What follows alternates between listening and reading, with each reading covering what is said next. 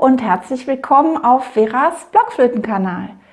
Heute habe ich mal 17 typische Fehler beim Blockflöte-Spielen für euch zusammengetragen, die sowohl pure Anfänger als auch fortgeschrittene Blockflötenspielerinnen und Spieler machen können, beziehungsweise nach meiner Erfahrung manchmal machen. Falls ihr mich noch nicht kennt, mein Name ist Vera Petri und ich gebe euch Tipps zu gutem und schönem Blockflötenspiel.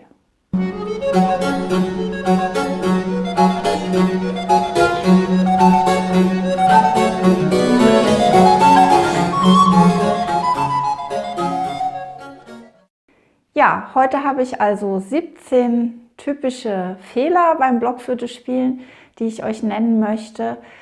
Fehler oder auch Dinge, die man vielleicht nicht so optimal macht beim Blockflöte-Spielen und die ihr vielleicht ausbessern könnt, anders machen könnt, und dabei möchte ich euch mit diesem Video eben gerne helfen. Fehler Nummer 1: die Blockflöte vor dem Spiel nicht anwärmen.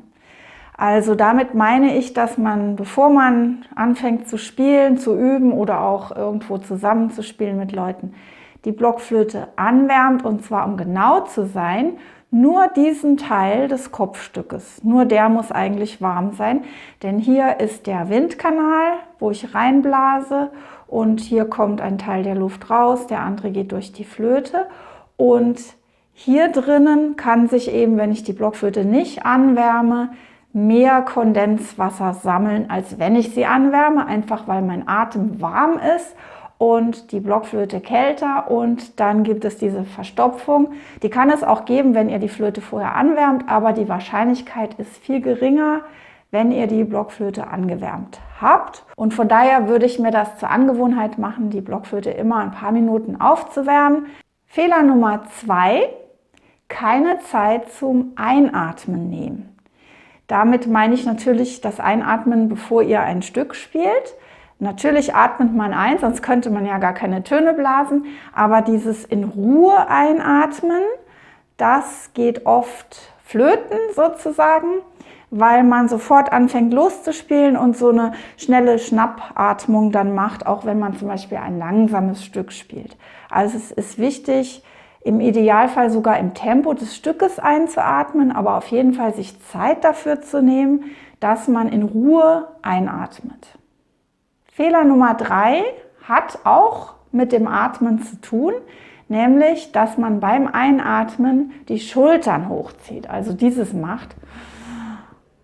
Ich übertreibe das jetzt sehr, aber das kann auch in abgemilderter Form vorkommen, dass man so atmet und dann spielen möchte. Und was dann passiert, ist eigentlich, dass man zu hoch einatmet. Das sieht man auch an den Schultern dann. Und dass man dann eigentlich eine Brustatmung benutzt, obwohl man für die Blockflöte und das Blockflötenspiel eigentlich eine tiefe Bauchatmung einsetzen muss mit einer Stütze, mit einer Atemstütze, bei der das Zwerchfell auch beteiligt ist. Und wenn ihr die noch nicht ganz drauf habt oder noch gar nicht könnt, die Atmung mit der Atemstütze, dann könnt ihr trotzdem schon was bewirken, indem ihr darauf achtet, dass ihr nicht beim Einatmen hier hoch geht. Und dann geht vielleicht ein Teil der Luft schon automatisch in tiefere Regionen. 4. Fehler oder sagen wir mal nicht optimale Sache ist ein permanentes Zittern im Ton. Ein Tremolo könnte man sagen oder ein Wackeln im Ton, und das kommt eben auch oft zustande durch eine fehlende Atemstütze, also durch die falsche Atmung eigentlich, beziehungsweise auch vielleicht einfach durch Angewohnheit. Also ich hatte vor kurzem eine Opernsängerin im Blockflöten-Ensemble-Kurs, und ihr brauchte ich natürlich nichts zu erzählen über Atemstütze und Atemtechnik, weil sie die perfekt beherrscht als Sängerin. Aber sie hat Blockflöte erstmal mit einem permanenten Vibrieren gespielt. Also jeder Ton hatte so ein Dauervibrato.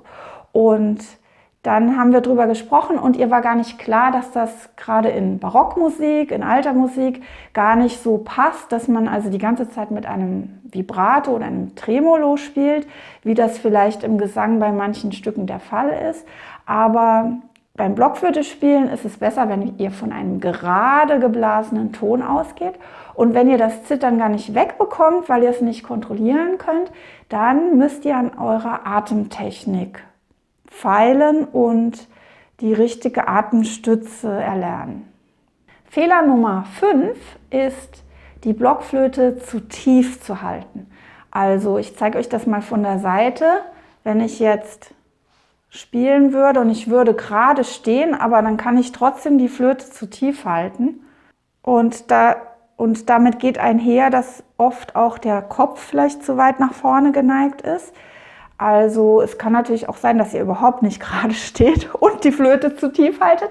Aber selbst bei guter gerader Haltung kommt es oft vor, dass die Flöte zu tief ist. Und wenn ihr sie so ein bisschen im 45-Grad-Winkel habt, dann könnt ihr einfach viel besser spielen. Fehler Nummer 6 hat auch damit zu tun, was ich bei Nummer 5 erzählt habe, nämlich der zu tiefen Haltung. Nämlich die schräge Haltung eurer Finger bzw. die Verkrampfung eurer Hände. Also es ist nicht optimal, mit schrägen Fingern zu spielen. Entweder in der rechten Hand oder in der linken oder beiden. Besser ist es, wenn ihr tendenziell gerade Finger habt. Natürlich gibt es Blockflötenspielerinnen und Spieler, sogar Profis, die mit schrägen Fingern spielen. Manche haben die rechte Hand sehr schräg, manche haben die linke ziemlich schräg und das klappt dann trotzdem. Aber wir wollen ja gucken, warum bei euch vielleicht Dinge nicht klappen mit der Technik und dann kann es zum Beispiel an schrägen Fingern liegen, weil natürlich die Finger dann nicht ganz so beweglich sind und so frei und so entspannt in vielen Fällen, wie wenn ihr sie eben so auf die Löcher legt.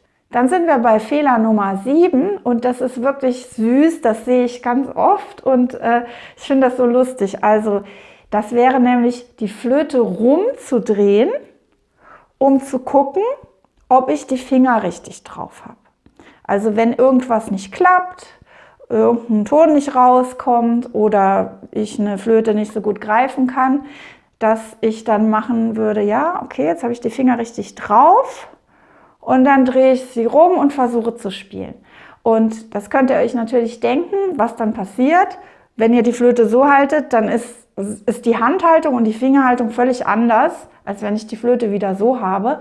Und das ist also dann eigentlich für die Katz. Also versucht das zu vermeiden, dass ihr die Flöte rumdreht und guckt. Versucht lieber zu fühlen, ob ihr die Finger richtig drauf habt oder guckt meinetwegen von oben. Aber das Beste ist, wenn ihr es fühlt, wo ihr euch befindet mit den Fingern. Fehler Nummer 8, die Blockflöte nicht richtig im Mund haben. Und damit meine ich, dass manche Spielerinnen oder Spieler die Flöte wirklich nicht ganz im Mund haben, dass man sogar Luft entweichen hört manchmal an einer ganz kleinen Ecke. Also, dass ich die Flöte zwar korrekt in den Mund mache sozusagen, aber entweder irgendwie schief habe oder ja, irgendwie irgendwo Luft entweicht, ja. Euer Ton, euer Klang leidet natürlich, weil er nicht die volle Kapazität hat. Also das ist ja eigentlich klar. Fehler Nummer 9, der passieren kann, der jetzt am häufigsten bei Anfängerinnen und Anfängern auf der Blockflöte vorkommt, ist das Spielen ohne Zungenstoß oder mit einem falschen Zungenstoß. Also der Zungenstoß, das ist das Anstoßen mit der Zunge hinter den Zähnen, hinter den Schneidezähnen, um eine Artikulation herzustellen beim Blockflöte-Spielen. Also wenn ich ganz ohne Artikulation spiele, dann klingt das so. Und mit Artikulation, wenn ich jetzt rein flüstere eigentlich, dü, dü, dü, dü, dü, dann wäre das so. Oder auch tü, tü, tü. Und dann gibt es noch 1000 Varianten davon. Also das gehört eigentlich immer dazu, es sei denn, es ist extra mit einem Bindebogen markiert, dass man es nicht machen soll. aber das gehört eben dazu. Dieses Anstoßen mit der Zunge wird oft übersehen. Fehler Nummer 10, euer Daumennagel ist zu lange. Und das sage ich deshalb, weil ich für die hohen Töne, die überblasenen Töne, die Knickdaumentechnik verwende, damit die hohen Töne auch richtig gut ansprechen und gut klingen. Und das kennt ihr schon aus einigen Videos von mir. Falls nicht, ich verlinke die auch nochmal im Infokasten, könnt ihr euch das anschauen. Wenn der Daumennagel zu lang ist, dann geht das zwar auch, dann habe ich aber kein Feingefühl dafür, wo ich mich genau befinde. Und das ist gleich Punkt Nummer 11, nämlich ob ich nicht das Daumenloch zu weit öffne bei den hohen Tönen. Das ist also ein Fehler, der sehr häufig passiert, auch bei sehr fortgeschrittenen Spielerinnen und Spielern, dass für die hohen Töne, für die überblasenen Töne, das Daumenloch viel zu weit geöffnet wird. Also ich sag mal halb geöffnet. Natürlich sage ich das im Sprachgebrauch auch immer, das Daumenloch ist halb geöffnet bei den hohen Tönen. Aber ihr müsst euch vorstellen, es ist ein ganz kleinen Spalt geöffnet nur. Es ist eigentlich fast zu. Für ein hohes A zum Beispiel habe ich das wirklich nur so offen, das sieht man kaum, ja, für dieses hohe A. Und wenn ich das nämlich zu weit öffne, dann passiert das. Ich mache es jetzt mal wirklich halb auf. Dann kommt da nicht raus, obwohl ich den Rest richtig gemacht habe. Dazu gibt es gleich noch mehr zu dem Rest bei den nächsten Fehlerquellen. Fehler Nummer 12, sehr weit verbreitet und auch bei allen Spielerinnen und Spielern kann es vorkommen, dass ihr zum Ausprobieren eines neuen Stückes oder wenn ihr üben möchtet, erstmal leise spielt. Das ist unser 12. Fehler oder diese nicht optimale Sache, wenn ihr einfach mal leise probieren wollt, um danach dann richtig in vollen Klang zu spielen. Was spricht nämlich dagegen? Also erstmal spricht dagegen, dass die Blockflöte sofort tiefer klingt, wenn ihr leiser spielt. Da könnte man jetzt noch sagen, okay, wenn ihr für euch alleine spielt im Kämmerlein, ist das egal, dann klingt euer Ausprobieren tiefer und euer richtiges Spiel nachher höher. Aber sobald ihr mit anderen zusammenspielt, klingt es einfach super verstimmt dann. Der weitere Nachteil ist, dass euer Klang nicht trainiert wird. Denn ein schöner Klang auf der Blockflöte, der kommt nicht von selbst, den muss man ja machen und den muss man auch immer wieder trainieren. Und jedes Mal, wo ihr leise spielt, egal was und egal aus welchem Anlass und nicht den vollen Klang produziert, habt ihr wieder den schlechten Klang geübt. Denn eurem Gehirn ist es egal, warum ihr was übt. Wenn ihr häufig leise spielt und mit wenig Klang auf der Blockflöte, dann habt ihr das trainiert und euer Gehirn denkt, super, ich habe super trainiert. Also achtet drauf, auch wenn ihr ein Stück noch nicht könnt, auch wenn ihr Angst habt, Fehler zu spielen, immer mit dem vollen Klang. Denn die Fehler hört man auch, wenn ihr leise spielt. Das ist also völlig unlogisch. Dann Fehler Nummer 13, bei hohen Tönen die Finger fester drauf machen.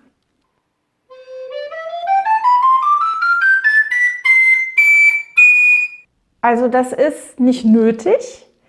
Das führt zu Verkrampfungen, wie ihr ja auch gesehen habt, anderer Körperteile. Also ich habe jetzt so richtig angespannt auch dabei geguckt und das brauchen wir nicht und es ist auch völlig unlogisch und kontraproduktiv, denn warum sollte man die Löcher fester schließen müssen, nur weil es höhere Töne sind? Das macht ja an der Ansprache überhaupt keinen Unterschied. Und im Gegenteil, ihr seid dann verkrampft, dann funktioniert euer linker Daumen mit Sicherheit nicht so gut, als wenn ihr locker seid. Und ihr seid auch vom Atem her verkrampfter, denn das bewirkt ja wechselseitig, dass ihr irgendwo festmacht und eben verkrampft seid. Und versucht mal darauf zu achten, dass ihr bewusst, wenn es in die Höhe geht, in die hohen Töne geht, bewusst gegensteuert und locker lasst. Zumindest genauso locker, wie ihr das in der tiefen Lage habt, in den Fingern. Fehler Nummer 14, hohe Töne unnötig laut blasen. Sie sollten sogar nicht lauter sein als die tieferen Töne, weil sie dann nämlich im Verhältnis zu hoch sind. Also achtet mal drauf, ob ihr nicht die hohen Töne, weil ihr denkt, die sprechen dann besser an, extra laut blast. Da komme ich gleich zu Fehler Nummer 15, nämlich das Reinschleichen bei hohen Tönen. So nenne ich das immer gerne. Also wenn man jetzt weiß, okay, ich soll die hohen Töne nicht so laut rausbollern, also spiele ich sie leise und dann kann Folgendes passieren. Ja, jetzt habe ich also eigentlich nur versucht, nur leise anzufangen und habe mich dann quasi so reingeschlichen. Hatte also wirklich zu wenig Geschwindigkeit in der Luft und dann sprach der Ton erst nicht an und hat das dann ein bisschen hochgefahren und dann kam er raus. Also versucht, die hohen Töne nicht sehr laut zu denken, aber auch nicht so, oh, jetzt kommt der hohe Ton und jetzt muss ich mich da rantasten. Fehler Nummer 16 hat immer noch zu tun mit den hohen Tönen. Die sind ja ein großes Thema, nämlich, dass ihr die hohen Töne zu weich artikuliert.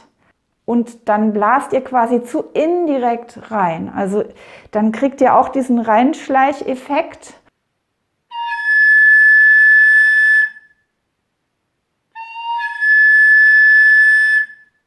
So, dann kommen wir zu Fehlerquelle Nummer 17.